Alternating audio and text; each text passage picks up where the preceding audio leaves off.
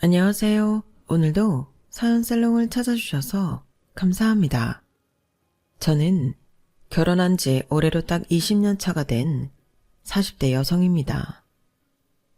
도대체 언제 이렇게 시간이 흘렀나 싶으면서도 조그맣던 딸이 벌써 저렇게 자기 의사도 표현 잘하고 가끔은 엄마랑 놀아주기도 하면서 나름대로 의젓해진 모습에 그제서야 흘러버린 시간을 체감하기도 해요.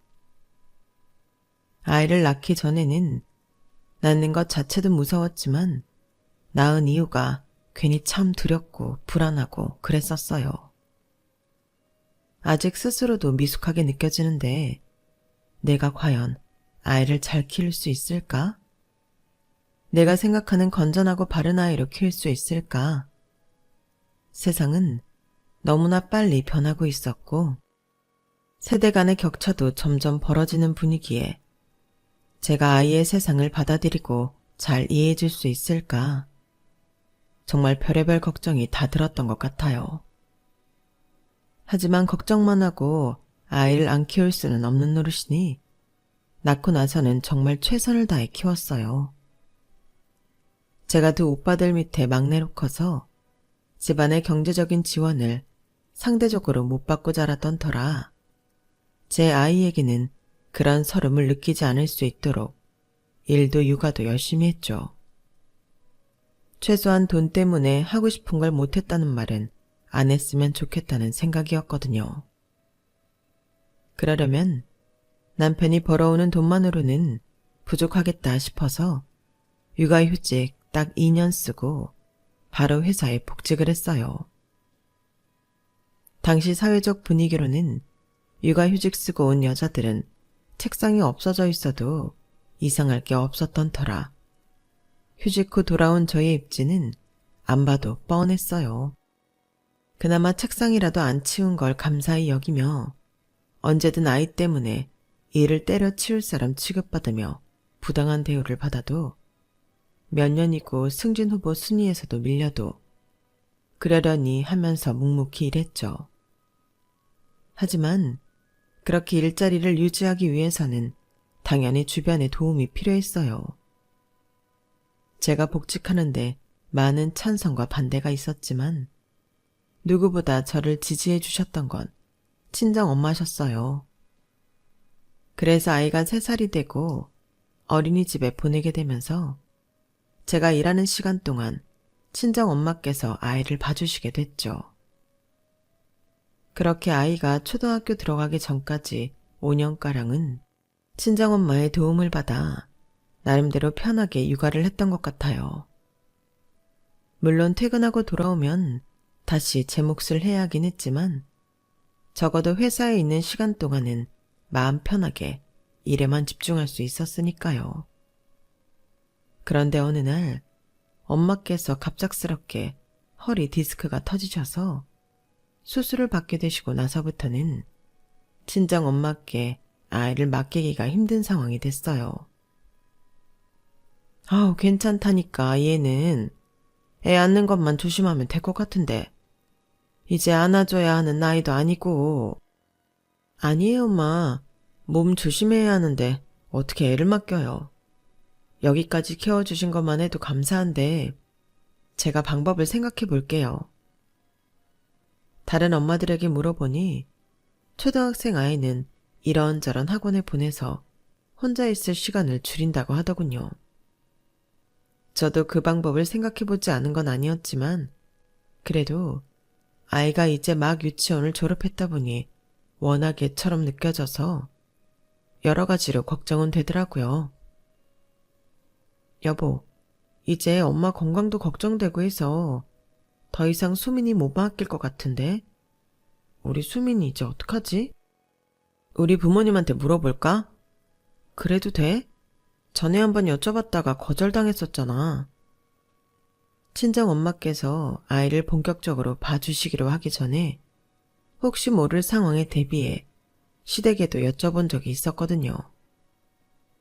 그때 하도 펄쩍 뛰면서 아이만큼은 봐주기 힘들다고 하셔서 시댁에 아이를 맡기는 건 상상도 못하고 있었어요.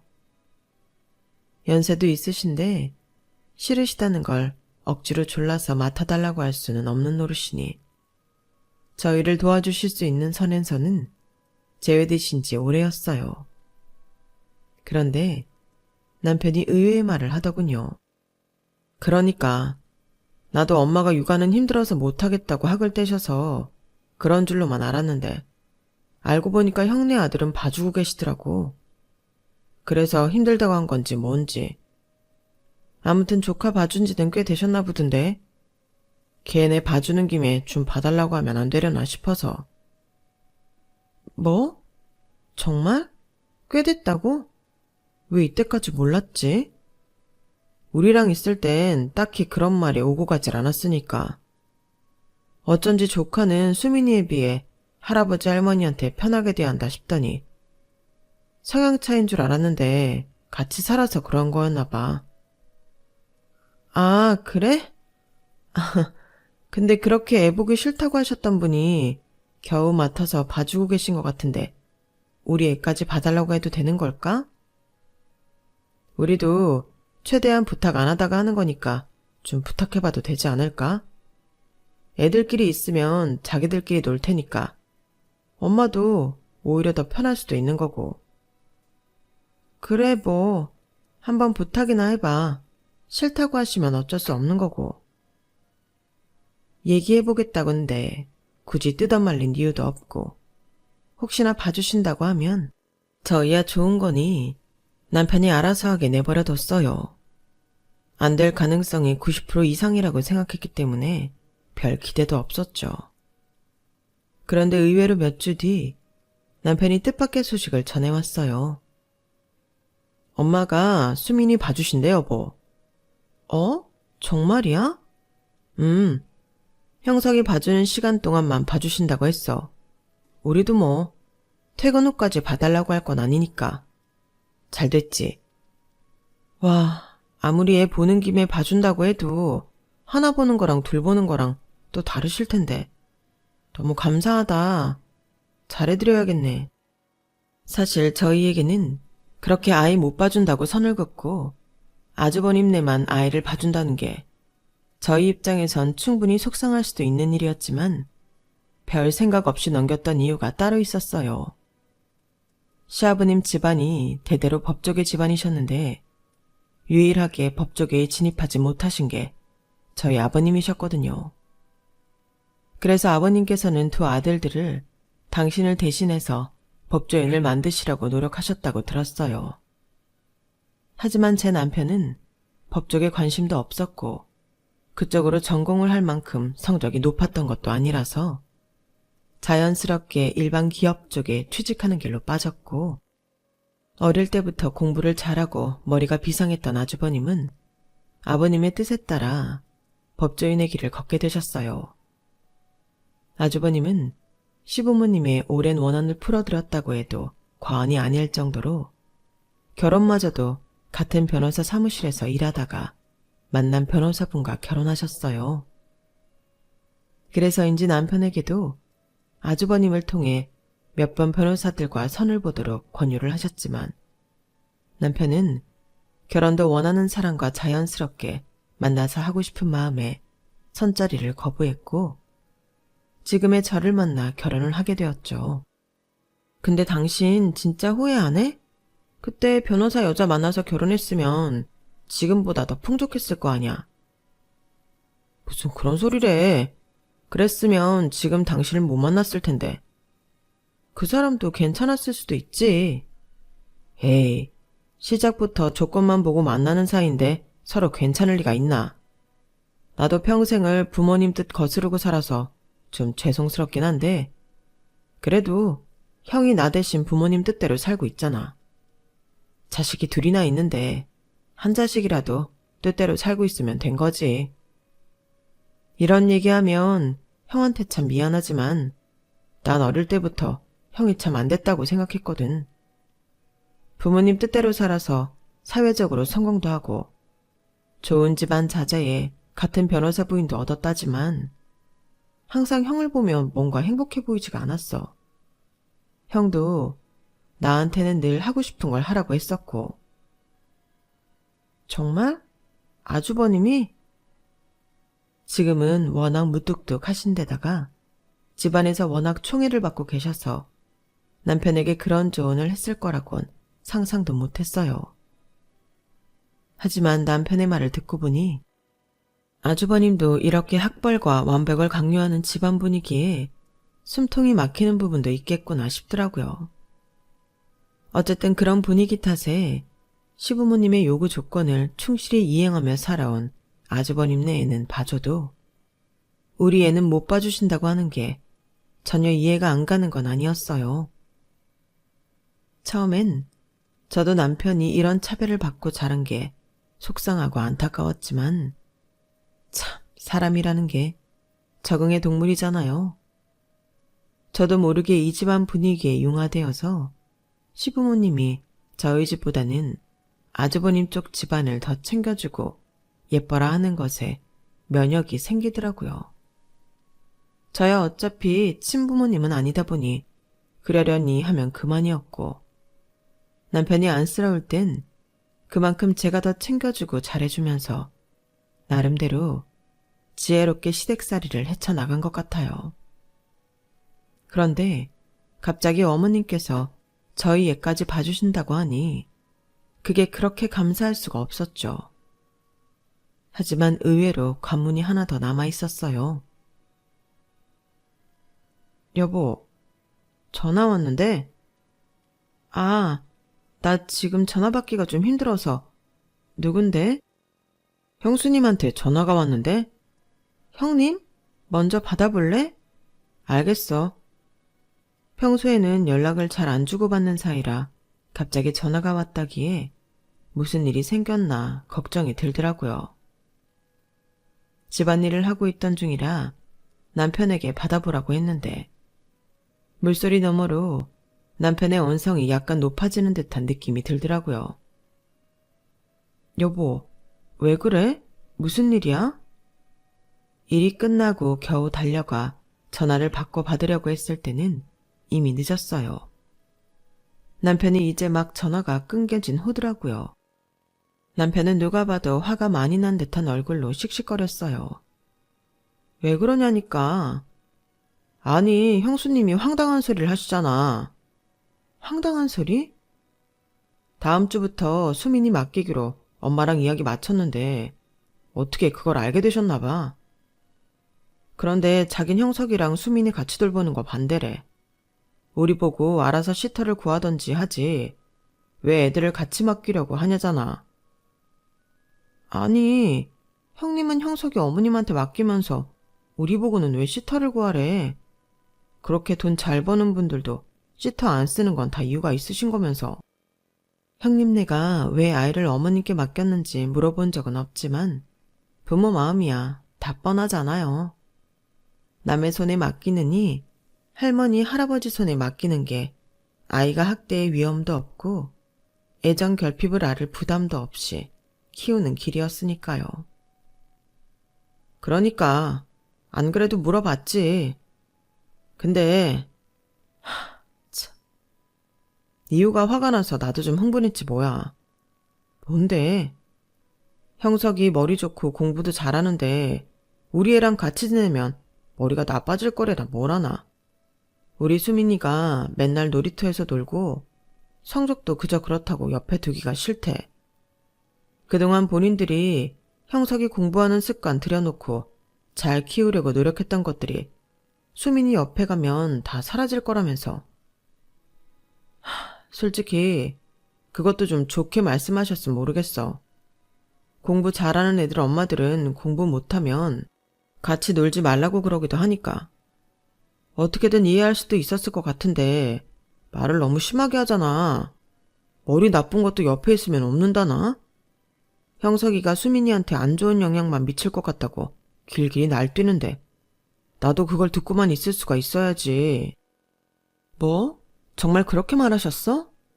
아니, 우리 수민이가 공부는 그렇게까지 잘하지 못할 망정 무슨 안 좋은 영향을 미친다고 그래. 내 말이 그 말이야. 그러니까 화가 나지. 그래서 수민이가 아직 어려서 공부를 왜 해야 하는지도 모르고 동기부여가 안 돼서 그렇지. 같이 지내서 나쁜 애로 키우진 않았다고 했더니 비웃잖아. 뭐라고? 그 전까지는 사실 형님과 이렇게 크게 부딪힐 일은 없었어요. 아무래도 형님도 변호사고 하다 보니 그나마 만날 수 있는 명절에도 바쁘셨고 집안에서도 워낙 귀한 며느리 대접을 해주다 보니 형님께서 이렇게 불만을 표출하실 일은 없었거든요. 그래서 이렇게 본인 의사를 강하게 드러내는 것도 처음 있는 일이었어요.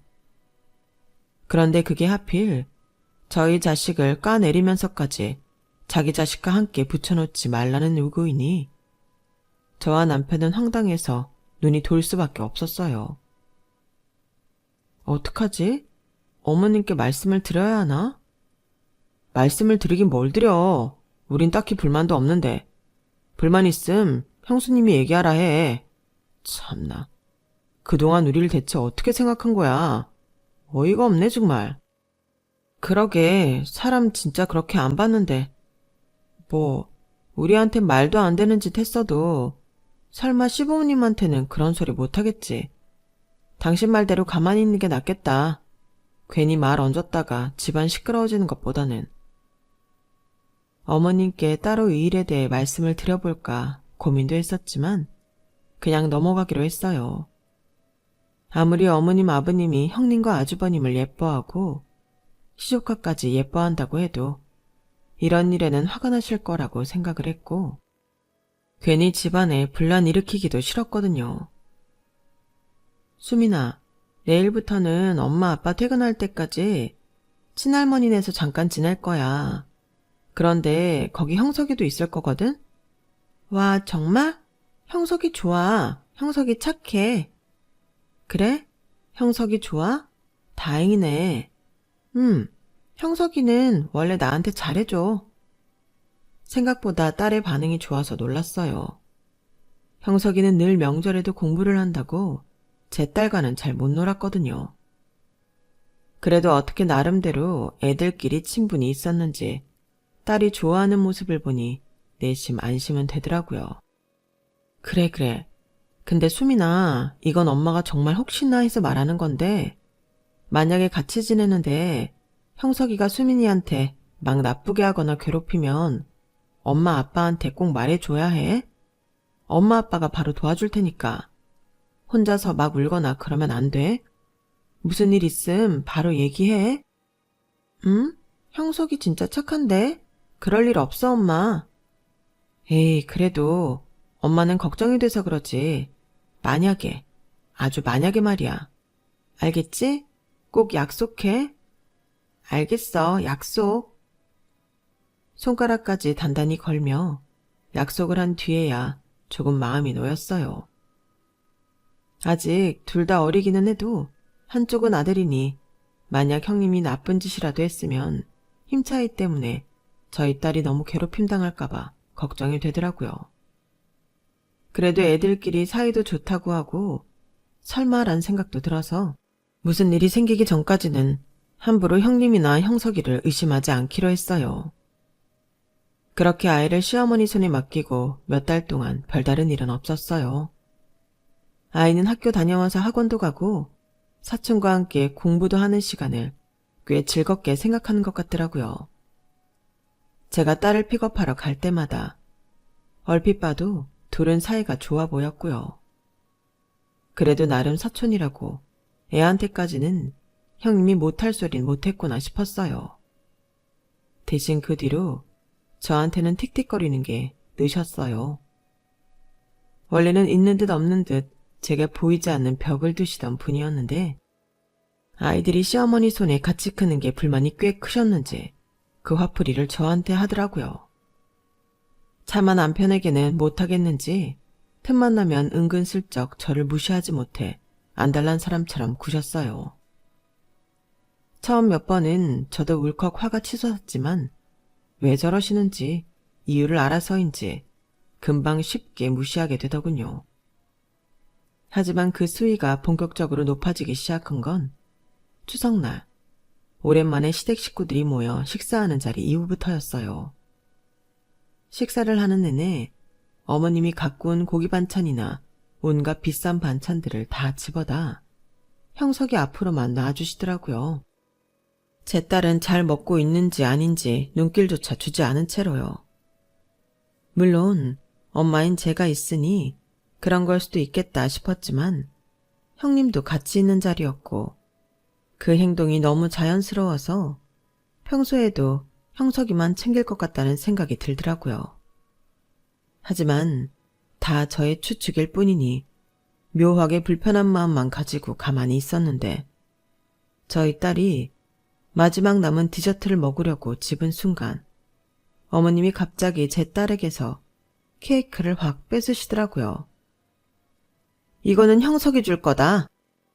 뺏은 케이크 접시를 형석이 앞에 두고 형석이는 눈치만 슬슬 보다 케이크를 맛있게 먹기 시작하는데 주눅이 확 든 제 딸을 보니 기가 막히고 어안이 벙벙 하더라고요. 어머님, 수민이가 먹고 싶어서 집은 거잖아요. 그걸 왜 형석이 주세요? 아우, 여자애들은 살쪄. 남자애들이야 능력 좋으면 살쪄도 된다지만 어디 여자애들은 살찌면 남자들이 쳐다나 봐주겠니? 원래 마지막 남은 걸 안 먹어야 살이 안 찌는 거야. 다 내가 애들 봐가면서 챙겨주는 건데 왜 그러니? 아직 한참 성장기인데 살이 좀 찌는 게 맞죠. 살을 좀 찌워놔야 키로도 가는 거고요. 아무리 그래도 애가 먹고 싶어하는 걸 뺏어다가 주는 건 좀 보기가 그래요. 애도 속상해하고요. 아우, 그럼 네 애는 네가 케어하면 되지. 왜 이리 나한테 감나라 배나라야. 네 딸이 너한테나 공주님이지 나한테도 공주님이냐?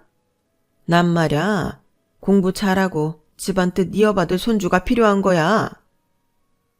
기가 막혀서 뒷목 잡기 직전이라 남편이 한마디 거들려고 하는데 갑자기 아버님이 한마디 하시더라고요. 요새는 수민이가 공부를 더 잘하던데 뭘. 이러다 수민이가 더 가능성 있는 거 아닌가 몰라. 저희 딸이 초등학교 고학년에 올라가면서 부쩍 성적이 오르기 시작했거든요. 시아버님이 아이들 성적에 관심이 무척 많은 분이라 그런지 갑자기 그 얘기를 꺼내시더라고요.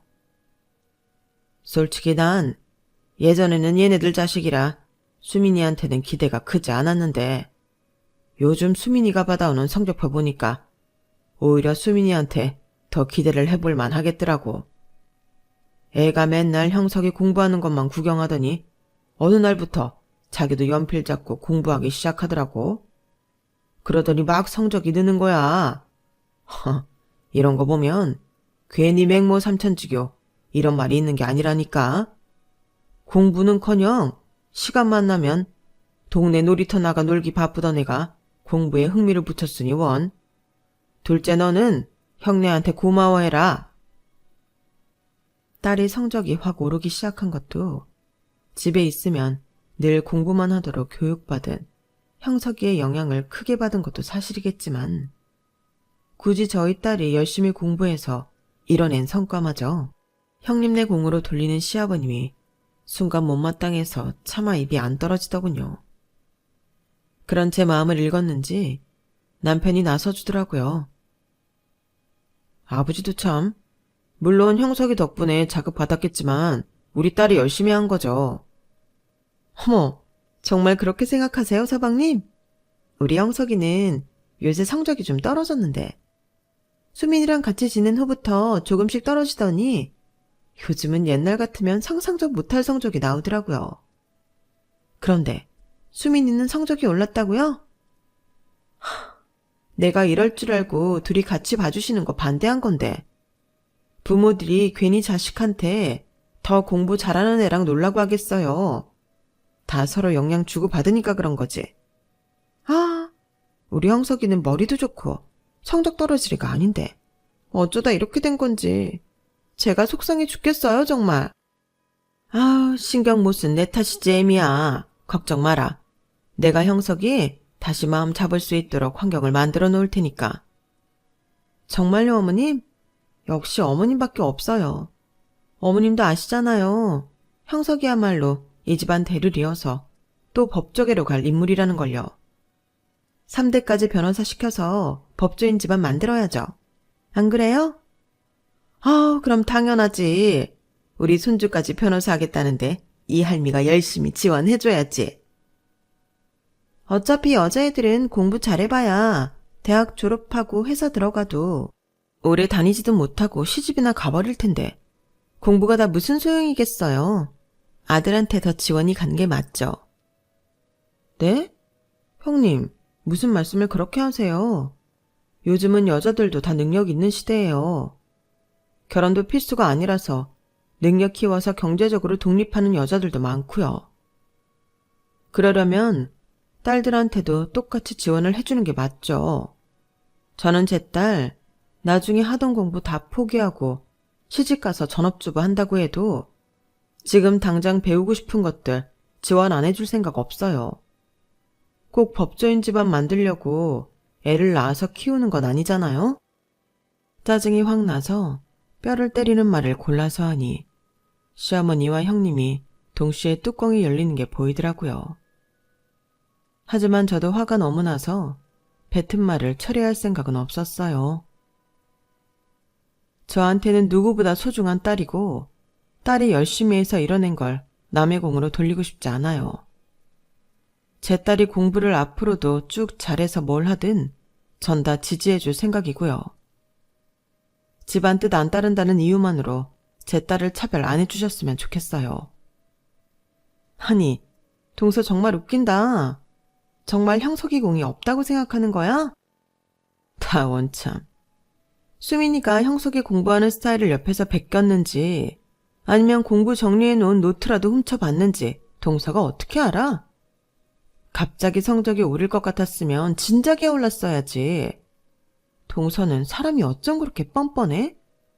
그리고 어머님 아버님 입장에선 당연히 될 놈한테 더 잘해주고 투자하는 게 맞지.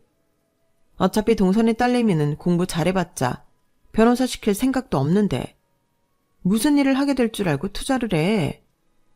나중에 천박한 일 하고 싶다고 하면 뭐 그것도 시켜주게? 부모가 됐으면 자식이 고상한 직업 가질 수 있게 이끌어줘야지. 무조건 자유롭게 키운다고 다 좋은 게 아니야. 그 와중에도 어머니는 식사를 마친 형석이에게 온갖 영양제를 하나하나 닦아서 입에 넣어주더라고요. 제 딸이 아무렇지도 않게 그런 모습들을 당연하게 생각하고 살았을 거 생각하니 참 가슴이 미어졌어요. 아이도 좀 크고 있으니 이제 더 이상 시댁에 맡길 이유도 없고 당분간 학원을 좀 더 보내는 한이 있더라도 아이의 집에 데리고 와야겠다는 생각이 들더라고요. 그래서 그날 이후로 아이를 시댁에 맡기는 건 그만뒀고 그걸 제가 시비 거는 걸로 생각을 했는지 형님의 심통은 날이 갈수록 심해졌죠. 시부모님은 그래도 제 딸을 예뻐하긴 하셨었는지 그날 일은 미안했다며 전화도 따로 주시고 해서 마음이 서서히 풀렸어요. 같이 산 정이 있다고 묘하게 차별은 받았어도 아이도 할머니 할아버지가 보고 싶다고 하니 만남까지 막을 이유는 없었죠. 대신 명절에는 형님과 저희가 마주치는 일은 최대한 피하려고 노력을 했어요.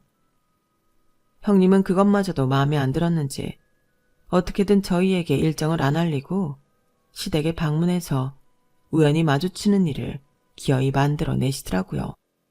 제대로 찍혔나 보다 싶을 정도로요. 야, 니네 형님이 변호사라더니 집에 한 구석 있네. 진짜 뭐 이렇게까지 하냐? 아무리 봐도 니네 딸이 자기 아들보다 공부 잘하니까 그거에 눌린 것 같아. 너랑 니네 남편 은근 무시했었는데 아들이 그걸 못 이기니까. 아무래도 그렇지. 근데 그런다고 누가 그렇게까지 해. 하여튼 성격 진짜 이상해. 변호사들 바쁘지 않나? 예전엔 바쁘다고 코빼기도 안 내비쳐서 보기도 힘들었는데 요즘은 왜 이렇게 한가한가 몰라. 나만 보면 못 갈궈서 안달난 사람 같다니까? 하여간 심보 한번 고약하네. 아, 근데 너네 형님 땡땡 로펌 소속이라고 하지 않았어? 나 요즘 그쪽에 변호사 상담받으러 자주 가거든. 상담받으러 갈 때 마주칠 수도 있잖아. 그래? 근데 사무실에 없는 날이 더 많대서 못 볼 수도 있어. 사진이나 좀 보여줘봐. 어떻게 생겼냐? 사진? 아, 여기. 친구가 사업을 하는 애라 여기저기 휘말린 소송건이 몇 건 있어. 변호사 상담을 받고 있는데 그게 마침 저희 형님네 로펌이라고 하더군요. 이야기 나온 김에 얼굴이나 보자길래 예전에 같이 가족 모임 때 찍은 사진이 있어서 보여줬는데 갑자기 친구 눈이 휘둥그레지더라고요. 나 이 사람 아는데? 이 사람이 변호사라고?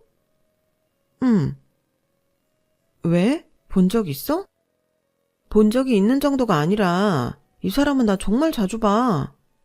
근데 내가 알기론 변호사가 아니라 송무팀 직원으로 알고 있는데? 변호사들 업무 처리해주는 사람들 말이야. 그게 무슨 소리야? 그럴 리가 없는데? 확실한 거야? 확실하다니까. 나 처음 사무실 갔을 때 길에 깔려서 안내해준 분이 이분이고 갈 때마다 몇 번씩 마주쳐서 되게 친근감 있는 분인데? 그러니까 얼굴도 정확히 알지. 아니 세상에, 송무팀이면 변호사랑은 완전히 다른 거잖아. 당연하지, 하는 일 자체가 다른데. 아니 설마 니네 형님 이때까지 송무팀 직원이었으면서 그 로펌 변호사라고 시댁에 거짓말 친 거야? 그러게. 아주버님도 그 로펌 소속인데 둘이 일하다가 만났다고는 들었거든. 그래서 아무 의심도 없었는데 이거 아주버님도 완전히 한턱속이었네. 그 로펌 직원인 건 사실이니까 속이기도 더 쉬웠겠네. 그래도 어떻게 변호사라고 속이냐? 그렇게 너한테 자기는 변호사라고 고고한 척 잘난 척 다 해놓고 사실은 아니었던 거잖아. 내 말이 맨날 자기는 어머님 아버님 뜻에 맞게 결혼하고 아들까지 법조인 만들겠다고 별 유난을 다 떨었었는데 진짜 어이가 없네. 한 번만 더 내 속 뒤집어 봐라. 진짜 다 끝장이야. 친구에게 부탁을 해서 형님이 쓰시는 데스크 사진과 송무팀 사무실에 앉아 계시는 형님의 사진을 어렵게 확보했어요. 이렇게까지 하고 싶지 않았지만 만날 때마다 속을 긁어대는 형님 때문에 저도 비장의 무기는 준비를 해야겠다 싶더라고요. 그래도 이걸 밝혀버리면 온 집안이 발칵 뒤집히는 건 감수해야 했기에 최대한 형님이 제 속을 안 긁었으면 싶은 마음도 들었어요. 하지만 결국 선을 넘는 사람은 선을 넘고야 말더군요. 시간이 좀 흘러 아이들이 고등학교에 진학할 나이가 되고 제 딸은 외고의 뜻이 있어 외고로 진학을 했지만 무슨 오기인지 같은 곳으로 진학을 꿈꾸던 시조카는 외고에 떨어져 일반고에 진학을 하게 됐어요. 아무리 그래도 시조카는 계속 좋은 성적을 유지하는 걸로 전해 들었어서 당연히 붙을 줄 알았는데 일반고를 갔다고 하니 의외더군요. 그렇게만 생각하고 가볍게 넘겼는데 저희 애는 외고를 붙었다는 소식을 듣고 심술이 났는지 그날도 형님이 시비를 굉장히 많이 거시더라고요. 아니 우리 수민이는 진짜 형석이한테 고마워서 어떡하니? 형석이 아니었음 지금도 그냥 팽팽 놀면서 동네나 쏘다녔을 텐데 사람 팔자가 어떻게 바뀌어도 이렇게 바뀌냐고. 내가 진짜 억울해서 살겠어? 내가 그래서 반대했잖아. 둘이 같이 크게 하는 거 아니라고. 어릴 때부터 누누이 말했는데. 난 진짜 이럴 줄 알았다니까. 형님, 그만 좀 하세요. 도대체 그게 언제적 얘기예요? 애들 중학교도 가기 전 얘기예요. 형석이가 크면서 성적 관리 못해서 외고 떨어진 걸 왜 저희 딸을 탓하세요? 그때 이후로는 같이 지낸 적도 없고 공부한 적도 없는데 그때 수민이가 형석이 노하우는 쏙 빼먹고 형석이 정신상태는 다 흐트려 놨으니까 그렇지. 애가 그 중요한 시기에 옆에 쟤만 없었어도 외고 따위는 가고도 남지. 아 속상해. 물려받은 머리는 우리 애가 월등히 좋은데 결과가 이게 뭐야? 참 지겹지도 않은지. 늘 똑같은 레파토리를 반복하니 이제는 그 고리를 완전히 끊어줘야겠다는 생각이 들었어요. 결혼부터 지금까지 거짓말로 자신의 직업을 위장해놓고는 뻔뻔하게 머리 좋은 척 똑똑한 척하면서 저와 제 남편, 제 딸을 근거 없이 무시하는 건 이제 듣기도 싫고 그만하게 만들어야겠더라고요. 물려받은 머리가 아주버님 머리가 아니라 형님 머리인가 보죠 뭐. 뭐? 지금 동서 뭐라 그랬어? 아주버님 머리가 아니라 형님 머리? 우리 머리가 뭐 그렇게 차이가 난다고 그딴 소리래? 차이가 많이 나죠, 형님. 정말 몰라서 물으세요? 우리가 무슨 차이가 뭐 어떻게 나는데? 이 사람이나 나나 똑같은 변호사야. 이름도 모를 작은 기업 다니는 동서랑은 차원이 다른 사람들이라고, 우린. 공부한 세월만 몇 년인데 우리가 동서한테 그런 소리를 들어야겠어? 여보, 그만 좀 해. 제가 이렇게 콕 집어서 말하자 아주버님도 뭔가 심상치 않다고 느꼈는지 평소엔 잘 끼어들지 않는 분이 직접 나서서 형님을 말리시더라고요. 하지만 어찌나 성격이 불같은지 말려지기는커녕 눈에서 불이 더 활활 타올라서 언성을 높이기 시작했어요. 뭘 그만하라는 거야. 얘가 지금 날 무시하잖아. 내가 무시당할 만한 사람한테 무시당하는 것도 아니고 동서한테 무시당해야겠어? 형님은 저 밥 먹듯이 무시하면서 저는 형님 좀 무시하면 안 돼요? 당연히 안 되지. 그게 말이 돼? 왜 말이 안 되는데요? 동서, 나 땡땡 높은 변호사야. 명함만 내밀어도 사람들이 다 내내거려. 여기서 법조인 아닌 식구는 동선에밖에 없는 거 잘 알잖아. 왜 이래? 동선에 곤란한 일 생기면 도와줄 수 있는 건 우리야. 동선은 우릴 도와줄 처지가 못 되지만 우리한테 좀 살랑거려도 모자랄 판에 왜 이렇게 오늘따라 바락바락 대들지? 어? 그야 형님이 하는 말이 사실이 아니니까요. 아주버님이면 몰라도 형님한테 살랑거릴 필요는 없는 것 같은데요. 뭐? 얘, 너 지금 무슨 소리를 하고 있는 거냐? 어? 어른들도 있는데 집안 시끄럽게 뭐 하는 짓이야? 마침 시어머니까지 끼어드시길래 지금이 절호의 타임이랑 생각이 들더라고요. 저는 친구에게 받은 인화 사진들을 가족들이 잘 볼 수 있게 바닥에 펼쳐놨어요. 송무팀 이지나? 아니, 이게 뭐냐? 송무팀? 네, 어머님. 어머님이 변호사 일 하느라 고생 많다고 평생 애 대신 키워주시고 그토록 자랑스러워 하시던 변호사 며느리가 사실은 변호사가 아니었다네요. 그러면서 변호사 아닌 사람은 죽어라고 갈궜고요. 아들은 변호사인 본인들 머리 닮아서 법조계 사람 만들 수 있다더니 평범한 제 딸도 가는 외고도 떨어져 버리고 저도 그건 참 의문이었는데 이제야 진실이 밝혀지네요. 형님 말대로라면 변호사 머리나 닮아야 공부를 잘하는 거니까. 아쉽게도 형석이가 형님 머리를 닮아서 떨어졌나 봐요. 아니, 동서! 잠깐만, 이게 다 무슨 소리냐? 송무팀이면 변호사들 뒤치다꺼리 해주는 그거 아니냐? 네가 변호사가 아니라 그거라고? 네, 어머님. 어떻게 이렇게 오랜 세월을 속으셨어요? 그렇게 변호사 며느리 얻었다고 기뻐하시고 자랑하셨으면서 제대로 확인도 안 해보시고 결혼시키셨던 거예요? 세상에나. 어쩐지 뭔가 가끔 이상하다 싶을 때가 있긴 했다만. 아니, 내가 이걸 어떻게 상상이나 했겠니? 그래도 변호사라고 내가 이 나이 먹고 힘들어도 손주도 봐주고 별 개고생을 다 했는데 이거 명백한 사기 결혼이야. 어머님, 그게 아니라요. 뭔가 오해가 있는 것 같은데 송무팀에 저랑 이름이 같은 분이 계세요. 제가 그분 자리에 잠깐 가서 앉아서 일 좀 한 거고요. 그걸 지금 나보고 믿으라는 거야?